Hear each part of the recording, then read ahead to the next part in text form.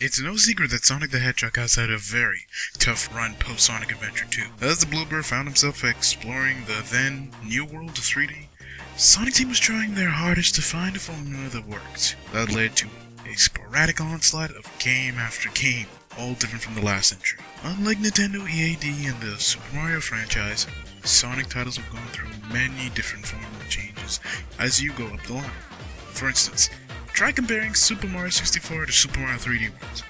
While they are quite different games, the basic formula and conventions have still remained intact, despite the age difference in the two titles being a whopping 18 years. Sonic's downfall was mainly caused by doing the exact opposite, with most old formulas being changed or completely removed as the games continued to be developed. It took him almost a full decade. But in 2010, something happened. After the blueprint that is Sonic Unleashed was created, Sonic Team decided to take what the fans loved about it and roll with it. Thus, Sonic Colors was born. Exclusive to the Nintendo Wii and DS, this Super Mario Galaxy-esque adventure was the game that finally ended the infamous Sonic cycle. So how good was it?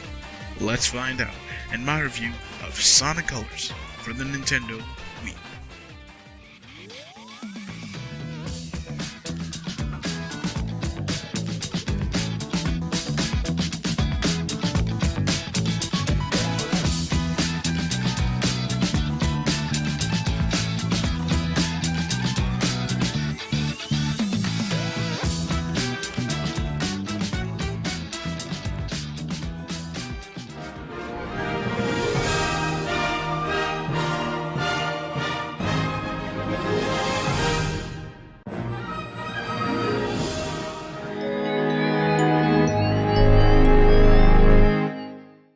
Sonic Unleashed had set the groundwork for a new kind of formula that fans responded pretty well to. Super fast speed with a little hint of platforming is something that obviously worked. Sonic Team picked up on that and decided to take that same formula that they established with Unleashed and reinvented it just a little bit to be used in Sonic Colors. It possessed basically the same gameplay, with a little more of a push on the platforming side, which was some pretty decent fan service to the Genesis generation of the Sonic community. Sonic Colors gameplay has Sonic being propelled forward at a pretty decent rate of speed. One part of the Sonic formula that hasn't really changed from time to time. A lot of the mechanics introduced in Unleashed were reintroduced here. Sonic is much faster than he was in previous titles, just like he was before in Unleashed, and continues to flaunt his wide array of classic abilities such as the homing attack, slide and stomp maneuvers, as well as newer ones such as the Sonic Boost. While Unleashed mainly had the action in 3D mode, Colors definitely pushed more on the 2D side of things. The constant switching between 2D and 3D could be a little annoying at first, but it quickly became a natural shift in gears. For the real speed freaks, Colors does have its moments, but for the most part, you will find yourself bopping on enemies and jumping between platforms a little more often than charging through objects at Mach speed. What really sets Colors apart is its inclusion of the aforementioned Wisps. They aren't just introduced for the sake of the plot, they actually play a very important role on the gameplay side of things. Sonic is able to absorb these Wisps for a limited period of time. During that time, they grant him a special ability that allows him to traverse through various stages in some pretty interesting ways. There are 9 Wisps in total, all of which have a specific ability. The Cyan Laser transforms Sonic into a beam of light that allows him to shoot through prisms and electrical wires.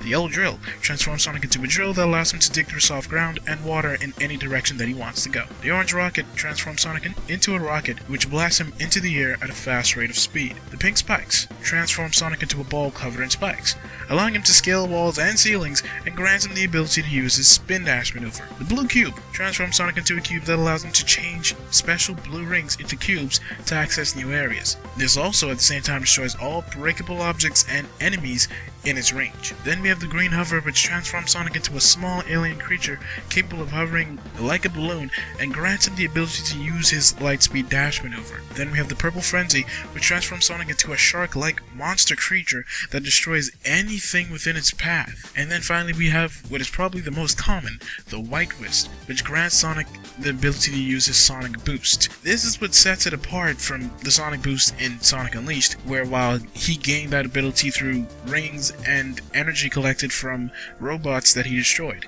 Here in Sonic Colors, that is restricted to the white wisp, which means that you will be using the boost just a little less than you were back in Unleash. With this plethora of power-ups, Sonic is quite the handyman. This adds a sense of originality to the game, as well as a very fun and fast way to clear stages. Unlike in games prior, these abilities are more or less encouraged to be used, instead of being completely forced down the player's throats. That's right, Werehog.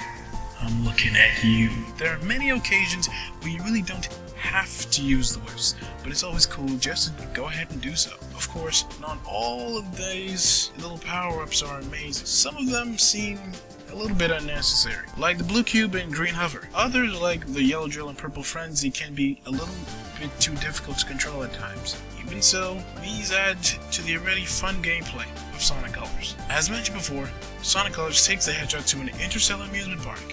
This too was a very welcome change in scenery. It's quite reminiscent to the Sonic worlds of the classic Genesis titles.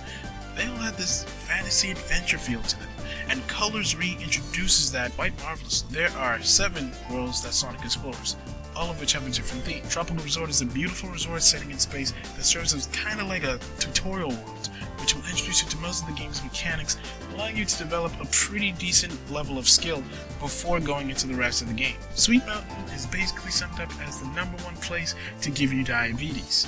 You dress up in a fantasy-like setting with candy and sugary sweets everywhere. Starlight Carnival is a world that possesses some gorgeous, fantastic, futuristic array of starships that are all interconnected by light beam roadways. It's like a really colorful / neon version of Star Wars. Minus the big exploding Death Star. Planet Wisp is the home of Worlds of the Wisp, which is still under construction by Eggman. This world is cascaded with beautiful, scenic, grassy vistas that are slowly being covered by the industrial construction of Eggman's workforces. Aquarium Park is an underwater world with a Chinese Oriental theme to it. Like many of the water levels in past Sonic games, you will find most of your time being spent underwater. That's kind of ironic considering that, according to canon, Sonic can't swim. But it's really not that bad because, hey, you're in the middle of a giant aquarium filled with some pretty sweet looking fish and other sea life. When you're above the surface, Sonic will be running across sections of Chinese-like villages that basically make me think of Chang'an except in an underwater setting. Asteroid Coaster is basically a roller coaster ride that's set in space, surrounded by asteroids. Yep, that's it. The change of pace that Colors takes with these stages is gladly welcomed. Recent titles prior to Colors had Sonic running in worlds quite reminiscent to that of our own. They lacked the fantasy and imagination that the classic titles had. Colors, on the other hand, breaks all bounds of realism and takes you on a fantastic adventure with these different theme parks. They add a sense of wonder to the game that hasn't been there in quite some time. My only real problem with all of this is the difficulty spikes. No world is technically harder than the next, especially considering you get to choose which one that you want to go to instead of following a selected path, as we saw in the past games. Each world has about 7 acts along with a boss battle. Act 1 could be a breeze, but Act 2 could be a total nightmare. And to sum it all up, the boss battles are quite easy and repetitive. For instance, Tropical Resort's boss appears again in Planet Wisp. Same thing with Sweet Mountain and Aquarium Park, as well as Starlight Carnival and Asteroid Coaster. This inconsistency seems to be present in all of the worlds. On top of that, many of those 7 acts don't last more than 2 to 3 minutes. In fact, there are even a few that last less than a minute, as they're just either complete platforming stages or just incredibly short and totally unnecessary. In the end, Sonic Colors gameplay isn't perfect by any means, but it is a significant improvement from his past outings. He returned to his roots here, and in an amazing way, and introduced a lot of modern mechanics to the classic setup. They actually turn out to mesh pretty well together, and that's what gives Colors its style and flair.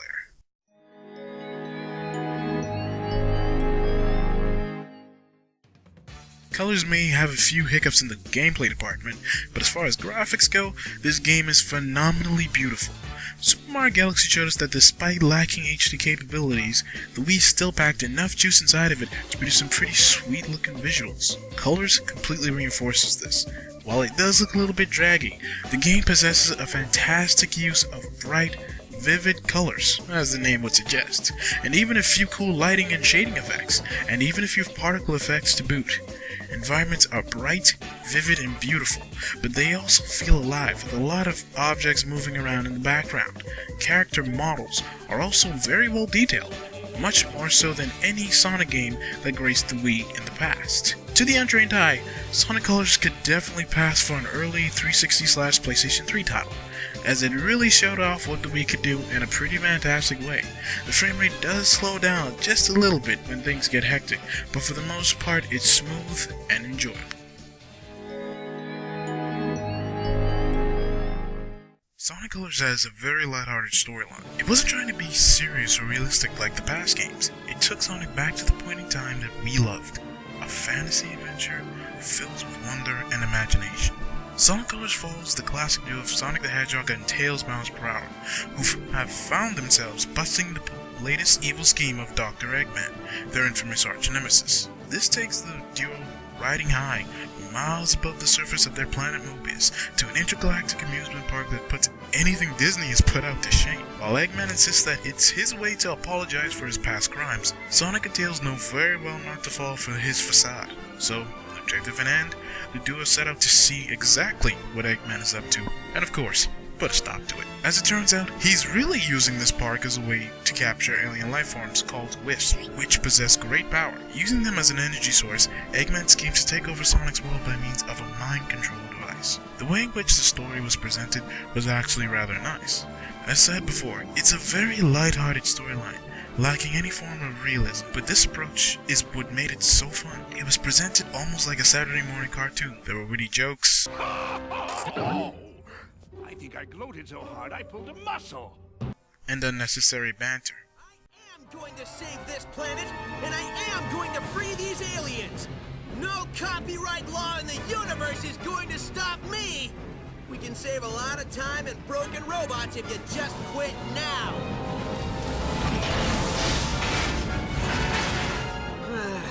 You try to be reasonable. Some, it does fit the whole theme of what made Sonic so popular back in those good old Genesis days. The don't think, just do approach is what made him cool, and Sonic Colors portrays that beautifully.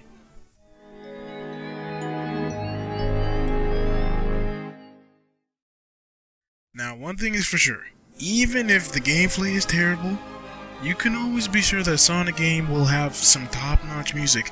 I mean, just look at Sonic 06. That glitch fest actually had a pretty wicked soundtrack.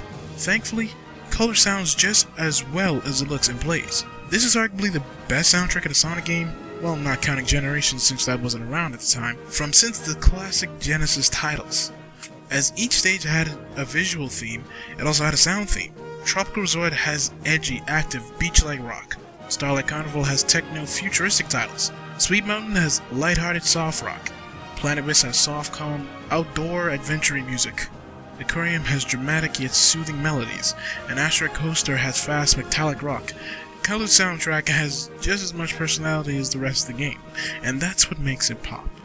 It keeps your blood pumping as you race through the various stages. I don't think there's one bad track in the entire game. The menus also offer some really good orchestrated melodies that sound very akin to that of Star Wars, Sonic Unleashed, and of course Mario Galaxy.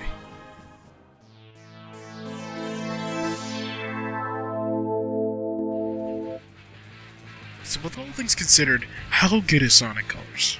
Can it really be considered Sonic's main boost back to the green pastures? Can it really be considered the game that broke the infamous Sonic cycle? 1,000 times yes. This game not only completed what was already a fantastic year for the Wii back in 2010, but it showed that Sonic, despite his several shortcomings post-Adventure 2, still had some one-ups left.